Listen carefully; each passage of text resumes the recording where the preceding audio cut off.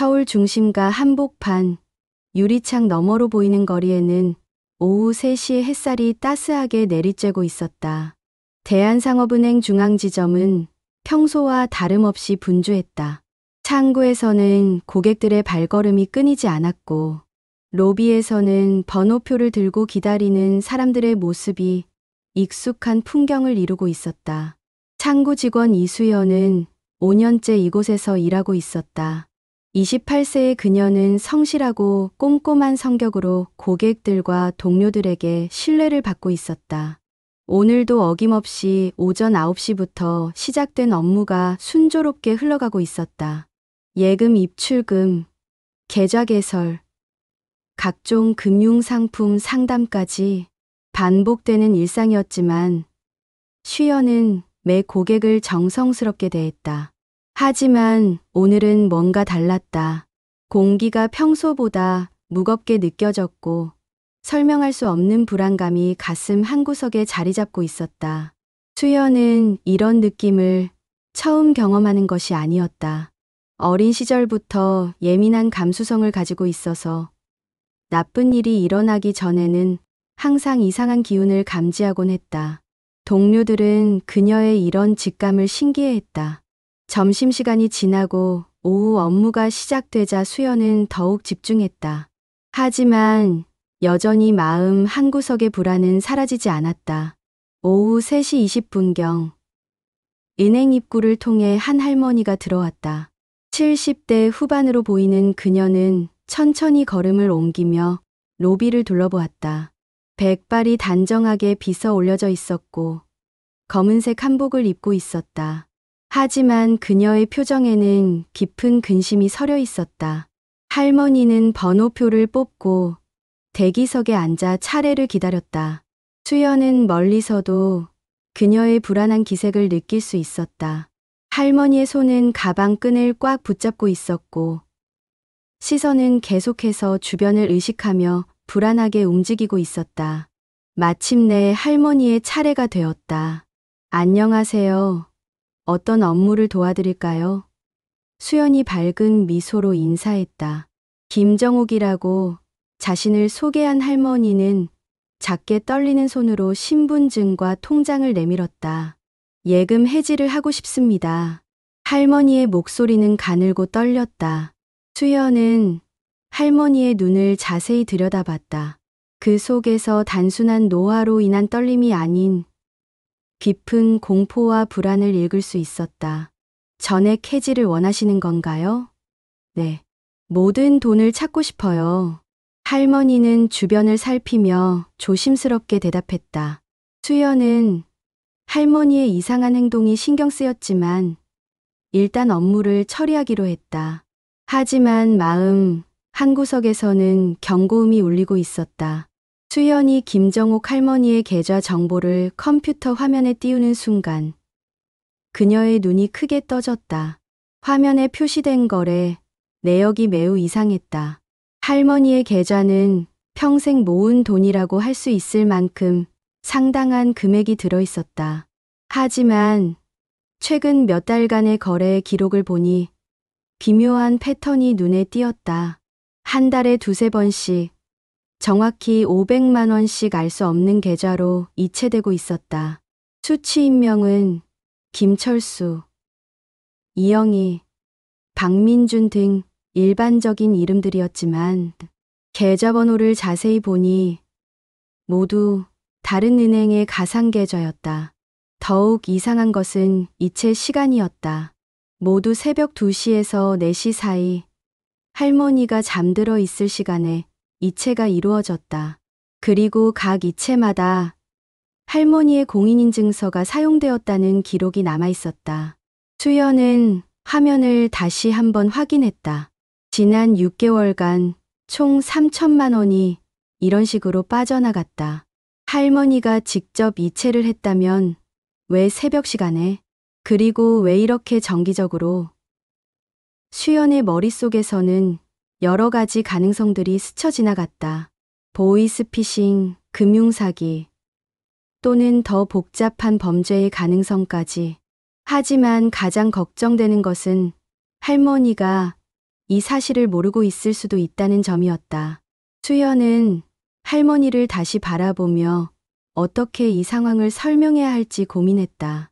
수연이 화면에 이상한 거래 내역에 집중하고 있을 때 무의식적으로 고개를 들어 로비를 바라봤다. 그 순간 그녀의 등골에 서늘한 기운이 스쳤다. 대기석 한 구석에 앉아있는 중년 남자가 정확히 자신을 바라보고 있었다. 40대 중반으로 보이는 그 남자는 검은색 정장을 입고 있었고 선글라스를 끼고 있었다. 실내에서 선글라스를 착용한 것 자체가 어색했지만 더욱 소름 끼치는 것은 그의 시선이었다.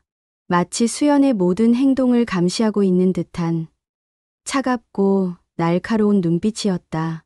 수연은 잠시 숨을 멈췄다. 남자는 번호표도 들고 있지 않았고 업무를 보려는 기색도 없었다. 그저 수연과 할머니를 지켜보고 있을 뿐이었다. 수연의 손이 미세하게 떨리기 시작했다. 키보드를 누르는 손끝에서 차가운 긴장감이 올라왔다. 혹시 할머니의 이상한 거래와 저 남자가 관련이 있는 것은 아닐까? 아니면 자신이 너무 예민하게 반응하고 있는 것일까?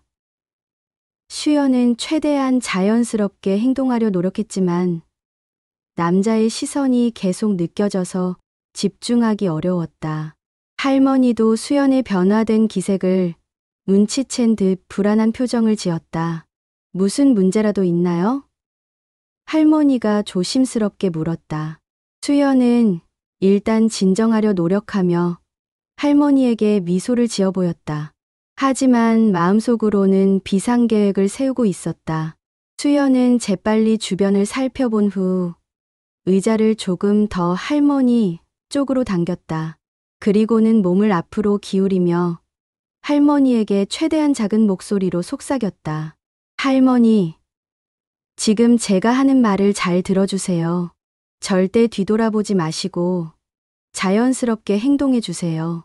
할머니의 눈이 순간 커졌지만 다행히 뒤돌아보지는 않았다. 지금 우리 뒤쪽 대기석에 선글라스를 낀 남자가 앉아 있어요. 그 사람이 계속 우리를 지켜보고 있어요. 수연의 목소리는 떨렸지만 또렷했다. 그리고 할머니 계좌에 이상한 거래 내역이 많이 보여요. 최근 몇 달간 정기적으로 큰 돈이 빠져나갔어요. 할머니의 얼굴이 창백해졌다. 그녀는 이미 이 사실을 알고 있었던 것 같았다. 할머니, 혹시 누군가한테서 협박을 받고 계신가요? 아니면 돈을 요구받고 있으신가요? 할머니는 잠시 침묵했다가 작게 고개를 끄덕였다. 손자가 위험에 처했다고 해서. 할머니의 목소리는 거의 들리지 않을 정도로 작았다. 수연은 이제 상황을 이해할 수 있었다. 전형적인 보이스피싱 사기였다. 그리고 저 남자는 아마도 사기단의 일원으로 할머니가 은행에 와서 신고하거나 도움을 요청하지 못하도록 감시하고 있는 것이었다. 할머니, 지금 당장 모든 거래를 중단하고 경찰에 신고해야 해요. 할머니는 수연의 말을 듣고 눈을 크게 떴다. 순간적으로 깊은 숨을 들이켰지만 다행히 뒤돌아보지는 않았다. 대신 그녀는 떨리는 손가락으로 창구 유리를 가만히 두드리며 수연에게 신호를 보냈다. 톡톡, 톡톡톡. 마치 모스부호처럼 규칙적인 패턴이었다. 수연은 할머니가 무엇을 말하려는지 이해하려 노력했다. 할머니가 더 말하고 싶은 게 있으신가요? 수연이 조심스럽게 물었다. 할머니는 고개를 작게 끄덕이며 다시 유리를 두드렸다. 이번에는 좀 더 급하게. 수연은 할머니의 눈빛을 자세히 관찰했다. 그 속에서 단순한 공포가 아닌 무언가 절박한 메시지를 읽을 수 있었다. 할머니가 입술을 거의 움직이지 않고 속삭였다. 저 사람, 제가 여기 오는 걸 따라왔어요. 집 앞에서부터. 수연의 심장이 빨리 뛰기 시작했다. 상황이 생각보다 심각했다. 단순한 전화 사기가 아니라 직접적인 감시와 협박이 이루어지고 있었다. 손자 사진도 보여줬어요. 학교 앞에서 찍은 사진을. 할머니의 목소리는 더욱 작아졌다. 수연은 이제 완전히 이해했다. 이들은 할머니의 약점을 정확히 파악하고 있었고 물리적 위협까지 가하고 있었다. 이런 상황에서는 단순히 거래를 중단하는 것만으로는 부족했다. 더 신중하고 전략적인 접근이 필요했다. 수연은 다시 한번 할머니의 계좌 화면을 자세히 들여다봤다. 이번에는 기술적인 세부사항까지 꼼꼼히 확인했다. 그런데 이상한 점을 발견했다. 새벽 시간에 이루어진 이체들의 처리 과정을 보니 일반적인 인터넷 뱅킹이나 폰뱅킹이 아닌 다른 경로로 처리되었다는 흔적이 보였다. 더 구체적으로 말하면 은행 내부 직원만이 접근할 수 있는 관리자 권한을 통해 처리된 것 같았다. 수연의 등에 식은땀이 흘렀다. 이것은 단순한 보이스피싱이 아니었다. 은행 내부에 공범이 있거나 아니면 시스템이 해킹당했을 가능성이 있었다. 그녀는 조심스럽게 거래 로그를 더 자세히 살펴봤다. 각 이체마다 승인 코드가 있었는데 이 코드들이 모두 내부 직원용이었다. 그것도 특정한 몇 명의 직원 코드만 반복적으로 사용되고 있었다. 수연은 그 직원들이 누구인지 알고 있었다. 그중 한 명은 자신과 같은 창구팀에서 일하는 동료였다. 또 다른 한 명은 전산팀 직원이었다. 마지막 한 명은 수연의 직속 상사였다. 이 발견은 수연을 더욱 당황하게 만들었다. 만약 은행 내부에 공범이 있다면 지금 자신이 이 사실을 조사하고 있다는 것도 들킬 수 있었다. 그리고 할머니와 자신 모두 더 큰 위험에 처할 수 있었다. 수연은 빠르게 화면을 캡처해서 자신의 개인 이메일로 전송했다. 증거를 보존해야 했다. 수연이 증거 자료를 정리하고 있을 때 시야 끝에서 움직임이 포착되었다. 대기석에 앉아있던 선글라스 남자가 자리에서 일어나고 있었다. 그는 천천히 마치 일부러 위협적으로 보이려는 듯이 창구 쪽으로 걸어오기 시작했다. 수연의 목덜미에 식은땀이 맺혔다. 심장이 빠르게 뛰기 시작하면서 손끝이 차가워졌다.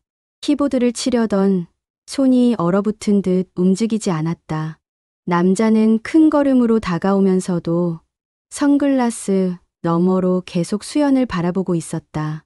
그의 입꼬리에는 미묘한 미소가 떠올라 있었는데 그것이 오히려 더 소름 끼쳤다. 할머니도 뭔가 이상함을 감지했는지 몸을 경직시켰다. 어떻게 하죠? 할머니가 거의 들리지 않는 목소리로 물었다. 수연은 최대한 침착하려 노력했지만 남자가 점점 가까워질수록 공포감이 커졌다. 그는 이제 창구에서 불과 몇 미터 떨어진 곳에 와 있었다. 수연은 재빨리 주변을 둘러봤다. 다른 동료 직원들은 각자 업무에 집중하고 있어서 이 상황을 알아채지 못하고 있었다. 로비에는 다른 고객들도 있었지만 모두 자신의 일에만 신경 쓰고 있었다. 만약 저 남자가 무언가 위험한 행동을 한다면 과연 누가 도와줄 수 있을까? 수연은 비상벨의 위치를 확인했다. 창구 아래쪽에 있는 빨간 버튼까지는 손을 뻗으면 닿을 수 있었다.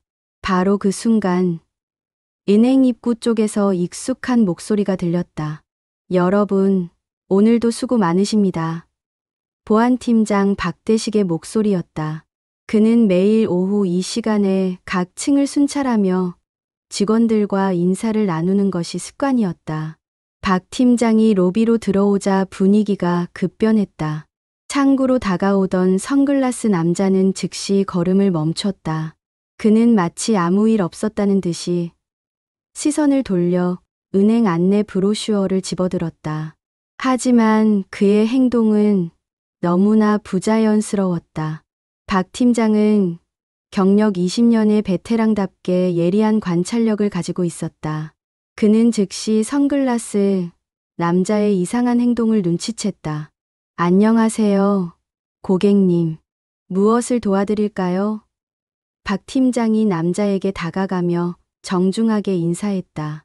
남자는 잠시 당황한 기색을 보이더니 그냥 브로슈어를 보고 있었어요 라고 대답했다. 어떤 상품에 관심이 있으신지요?